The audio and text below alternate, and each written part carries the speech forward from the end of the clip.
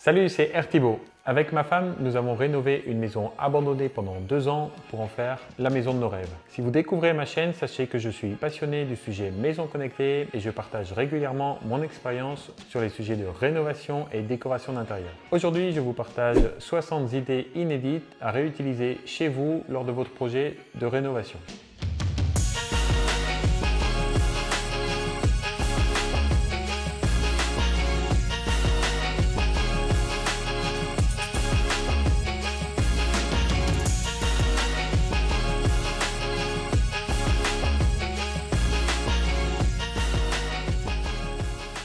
Cette session est la dernière partie d'une série de 3 vidéos. Maintenant, on va plutôt s'intéresser aux propriétaires de maisons. Je vais vous emmener dans ma cave, mon garage, dans le jardin et on fera un saut dans la buanderie et on terminera par une partie technique de notre cheminée. Si, comme moi, vous adorez les cheminées, ne manquez pas l'idée 60 qui nous permet chaque année de faire d'importantes économies. Ces 19 nouvelles idées vont vous permettre de transformer votre habitat en une magnifique maison.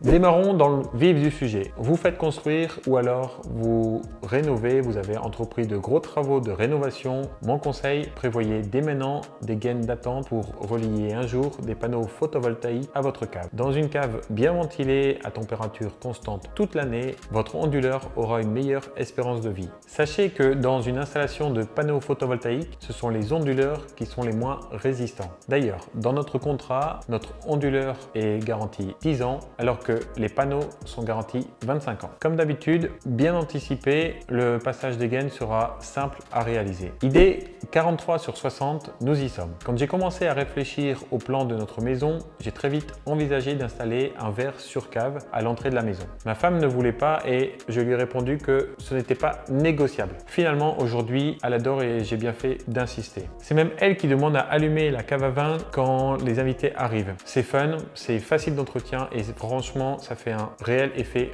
waouh. J'ai mis 1 sur 5 sur la facilité à mettre en œuvre parce que ce n'est pas à prendre à la légère. Chez nous, ça a été fait par des maçons très expérimentés. Nous étions au niveau des voûtes de la cave. Bref, c'est du sérieux. Chez nous, on en profite tous les jours. Niveau budget, comptez un surcoût de plus ou moins 1 200 € pour le verre, l'encadrement et la structure béton. Bien entendu, vous trouverez forcément quelqu'un pour le faire moins cher. Passons à l'idée 44. Moins onéreuse mais néanmoins très maligne. On reste dans la cave. Mon conseil est de placer un détecteur de mouvement dans votre cave pour allumer les lumières lors de votre passage. Chez nous, c'est le cas. Pas besoin d'interrupteur. Nous avons une grande cave, donc on a placé 3 détecteurs. Ainsi, la chaufferie ne s'allume pas si on ne rentre pas dans cette pièce. Idem pour la cave à vin. Dans notre cas, ce sont des détecteurs Philips Hue d'extérieur. C'est très facile à installer. On les utilise plusieurs fois par semaine. Le budget est variable en fonction de la taille de la cave. Dans notre cave, nous avons placé 3 détecteurs à 50 € pièce, 6 luminaires à 130 € pièce, mais clairement il existe des solutions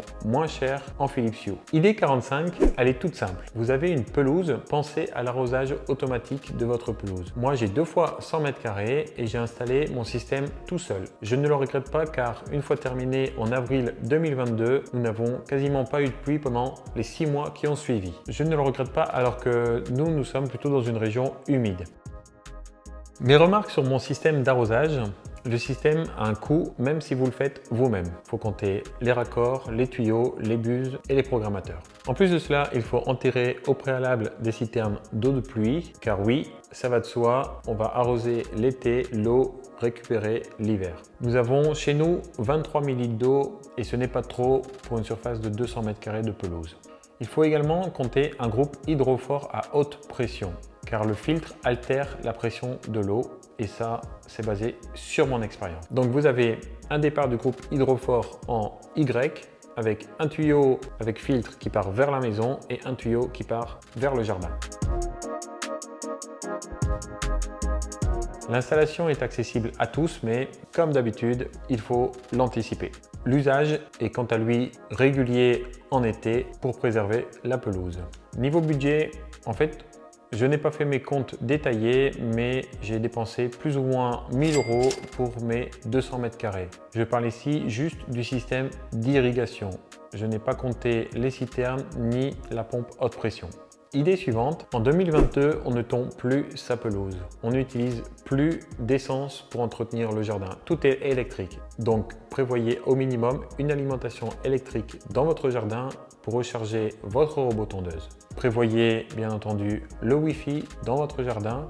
Moi, j'ai des prises courant à chaque coin du jardin et les 200 mètres carrés sont arrosés en Wi-Fi grâce à une borne extérieure. Le saviez-vous, sur tous les moteurs de porte-garage, vous avez la possibilité de déclencher l'ouverture et la fermeture grâce à un contacteur. En fait, tous les moteurs disposent de 2 fiches en attente et c'est sur ces fiches que vous pouvez venir brancher un module connecté. Moi, je l'ai fait sans réelle attente. Vous commencez à me connaître, je voulais que ma maison soit entièrement connectée, donc j'ai testé beaucoup d'objets connectés.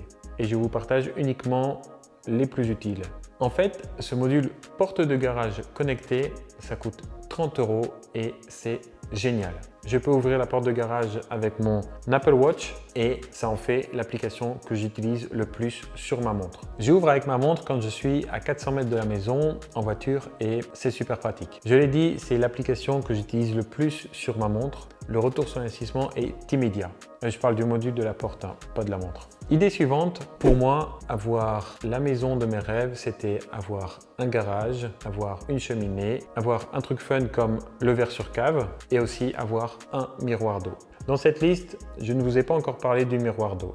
Allons-y. Je n'ai pas réussi à créer l'effet miroir d'eau comme je l'avais imaginé, mais j'ai un magnifique bassin doté d'une fontaine à eau qui apporte une belle ambiance en terrasse et dans la maison quand les baies vitrées sont ouvertes. On en profite tout l'été et c'est vraiment une idée que je recommande. Le seul prérequis pour ce bassin a été d'apporter l'électricité au milieu du jardin et comme c'était prévu dès le début, je n'ai eu aucun surcoût. Pour l'idée 49, je vous propose de passer de mon jardin à mon toit. Chez nous, nous avons 21 panneaux photovoltaïques et cela nous permet d'être largement autonome au niveau de la consommation électrique de la maison. Le surplus de notre consommation domestique est destiné à nos voitures. Avec ma femme, nous avons chacun une Tesla.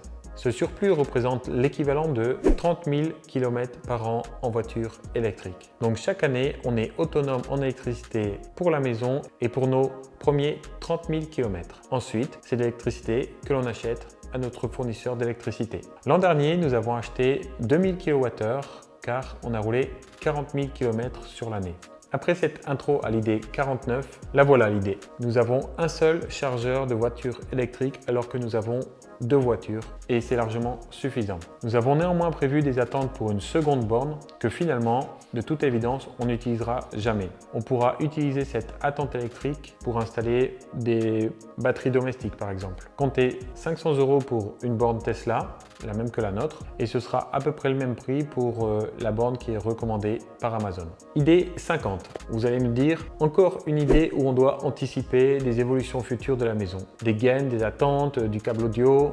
Oui, je sais, je ne lâche rien. Bref, idée 50, prévoyez maintenant une attente pour pouvoir accorder des batteries domestiques dans le futur. D'ailleurs, à ce sujet, demandez à votre électricien de mettre un tableau plus grand que votre besoin actuel. Sinon, vous serez dans le cas de figure où vous aurez un tableau en plus pour les panneaux photovoltaïques, un tableau en plus pour les bornes pour les recharges de voiture et un tableau en plus pour les batteries domestiques. Oui, je sais, ça fait beaucoup de gaines en attente, mais vous me remercierez dans quelques années quand vous aurez fait mûrir ces différents projets. Pour info, la batterie domestique a un avantage assez peu connu. Une batterie vous permet d'exploiter la puissance des panneaux photovoltaïques en cas de coupure de courant. Je m'explique. En gros, quand il y a une coupure de courant dans le quartier, c'est la batterie qui va prendre le relais. Et c'est la batterie qui va permettre aux panneaux de fonctionner et de générer de l'électricité.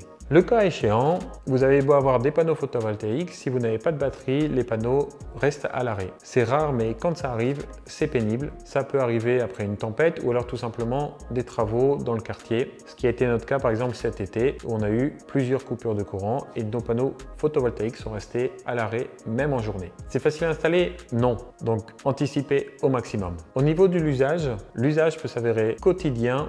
C'est le cas dans de nombreux foyers en Belgique et en particulier en Flandre. parlerai de ce sujet un peu plus approfondi dans d'autres vidéos. Idée numéro 51, elle concerne le jardin et en particulier l'éclairage du jardin. Passer un maximum de gaines et de tubes annelés dans tout le jardin. Franchement, vous n'allez pas le regretter, c'est vraiment super. Nous, on a installé ça en forme de pieuvre avec un départ au niveau du bassin et on a l'électricité dans les 4 coins du jardin. On a à chaque fois installé des doubles prises courant et c'est sur ces prises courant que j'ai installé les luminaires connectés Philips Hue que l'on pilote soit avec le téléphone, soit à la voix avec Alexa, ou alors tout simplement avec une télécommande sans fil. Je vous partage en lien la liste des luminaires que j'ai installés chez moi. J'ai vraiment attendu l'idée 52 pour vous parler de l'importance d'un bon Wi-Fi dans une maison. Dites-moi en commentaire si vous aussi vous avez un Wi-Fi catastrophique chez vous. Ma recommandation est de désactiver le Wi-Fi sur votre box, la box qui est fournie par votre fournisseur d'accès à Internet, et de passer à un système Wi-Fi multi-antenne dans la maison. Moi, j'ai installé le système Unify et c'est idéal. Vous trouverez sur ma chaîne plus de détails sur mes recommandations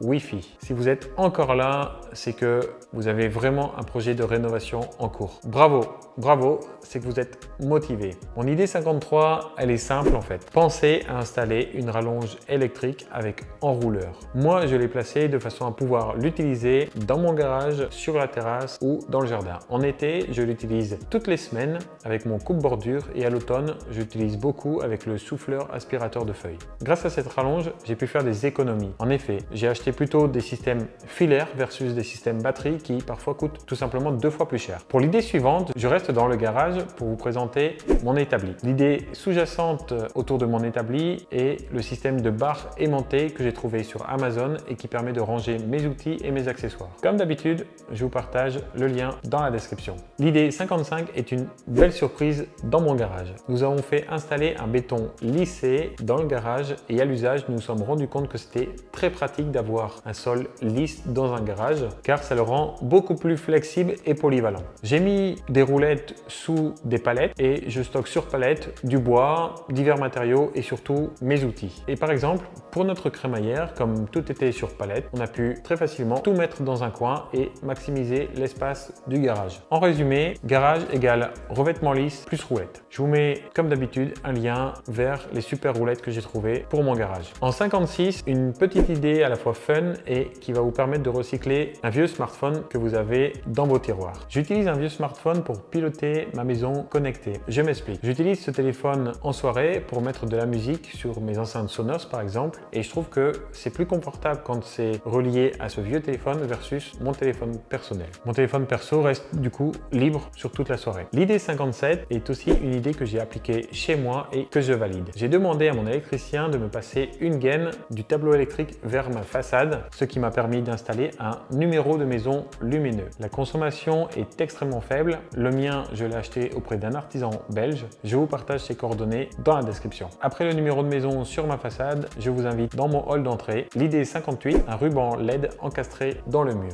Je trouve que c'est une belle idée design. J'ai décidé de la mettre dans mon hall d'entrée, mais c'est en fonction de l'agencement de votre maison. Il y a plein d'endroits dans lesquels vous pouvez apporter cette touche design. Mon conseil, prévoyez les arrivées de courant au bon endroit. Pour cela, je vous invite à découvrir sur ma chaîne la vidéo dédiée au ruban LED. Avant-dernière idée, en fait, c'est une idée de ma femme qui est agent immobilier. Elle visite des maisons depuis plus de 10 ans et quand on a démarré notre projet de rénovation de notre maison, elle a fait installer notre buanderie à l'étage. Et en fait, c'est génial. Tout simplement, le linge reste à l'étage et ça fait beaucoup moins de logistique dans la maison. Je ne vais pas vous dire que j'ai gardé la meilleure idée pour la fin, ce n'est pas vrai. L'idée 60 est une belle idée. Elle nous a permis de faire d'importantes économies d'énergie. Lors de l'installation de notre cheminée au feu de bois, nous avons fait installer un groupe air chaud relié à notre cheminée et ce groupe diffuse l'air chaud rayonnant autour du foyer dans 3 pièces supplémentaires de la maison, à savoir notre salle de bain, la salle de bain des garçons et la salle de jeu des garçons au 2e étage. Quand le groupe air chaud fonctionne, il peut faire jusqu'à 32 degrés dans notre salle de bain en plein hiver et les pièces adjacentes aux salles de bain peuvent faire quant à elles 21 degrés assez facilement en hiver sur une soirée où on allume